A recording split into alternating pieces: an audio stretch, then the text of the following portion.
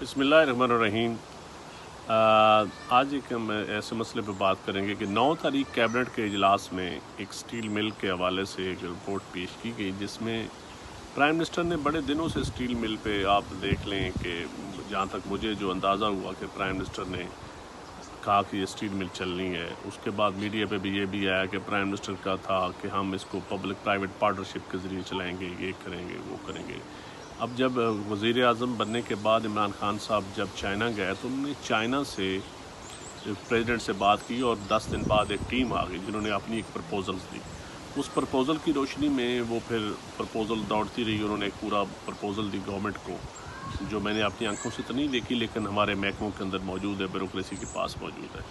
और वो प्रपोज़ल जब आई तो उसके जब कैबिनेट में 2-3 दफ़ा मीटिंग में वैसे भी डिस्कस होती रही, पीएम साहब गुस्से का इज़हार करते रहे कि यार क्यों नहीं वो और रहा जिसमें स्टील मिल को उन्होंने चाइना ने कहा था कि हम चलाते हैं, इतना शेयर होगा आपका। लेकिन जब 9 तारीख को डिस्कशन हुई तो हफीज़ शेख साहब ने कहा कि असद उमर साहब ने जब लेबर को ले आउट करने के हवाले से उनको बड़ी तनकीद आ रही थी, कहा कि इसको हम चलाना चाहिए था। उन्होंने प्राइवेटाइजेशन पे तो उनको भी इतराज़ नहीं था असद उमर साहब को, लेकिन उन्होंने कहा कि लेबर को फारग नहीं करना चाहिए। एक बड़ी डिस्कशन हुई। उसके बाद हमाद अजहर साहब की राय थी। हफीज़ शेख साहब ने कहा कि रशिया वालों ने भी एक प्रपोज़ल दी है, चाइना वालों ने भी दी है, लेकिन हमारी ब्यूरोक्रेसी कहती है कि इसमें रूल्स आते हैं, इसमें ये होता है। पीएम साहब ने खुद भी कहा कि मैंने देखा है कि इसमें बहुत सारे कहते हैं जी रूल ओपन बिडिंग में आए, तो ओपन बिडिंग में शायद कोई मुल्क दोस्त मुल्क हमारा G2G एग्रीमेंट वो करना चाहते हैं, लेकिन ओपन बिडिंग में, लेकिन मैं समझता हूँ मेरी ज़ाती राय में, क्योंकि मैं उस दिन बोलना चाहता था लेकिन टाइम की कमी की वजह से नहीं बोल सका, तो जो प्रपोज़ल चाइना ने दी है और जो प्रपोज़ल रशिया की हफीज़ शेख साहब के बकौल जो रशियन गवर्नमेंट ने दी है,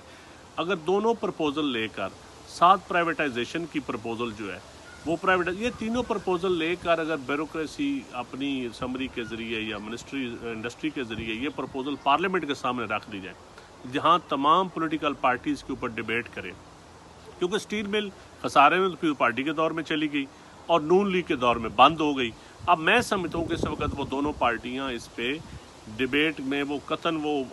उनका भी इस बैकलॉग उनका बनाया हुआ है। तो मैं समझता हूँ कि ये तीनों प्रपोज़ल अगर पार्लियामेंट में डिस्कस होंगी और फिर ये सामने जाएंगी तो ये सबसे अच्छा होगा। तो उसके बाद अगर पार्लियामेंट कहती है प्राइवेटाइज़ करें तो फिर उसमें कोर्ट को भी इतराज़ नहीं होगा, नैब को भी इतराज़ नहीं होगा, क्योंकि अभी उस दिन मैंने अब्दुल रज़ाक दाऊद साहब कहते हैं कि ब्यूरोक्रेसी हाथ नहीं लगाती नैब के डर से, तो फिर ब्यूरोक्रेसी का बहाना भी ख़त्म हो जाएगा।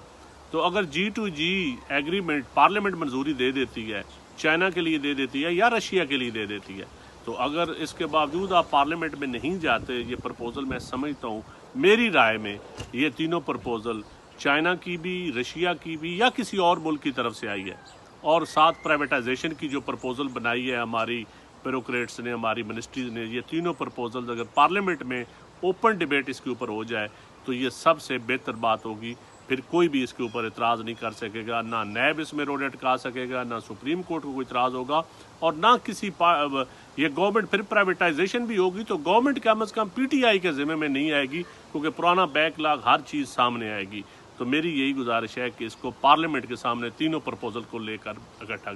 पेश की जाए। शुक्रिया।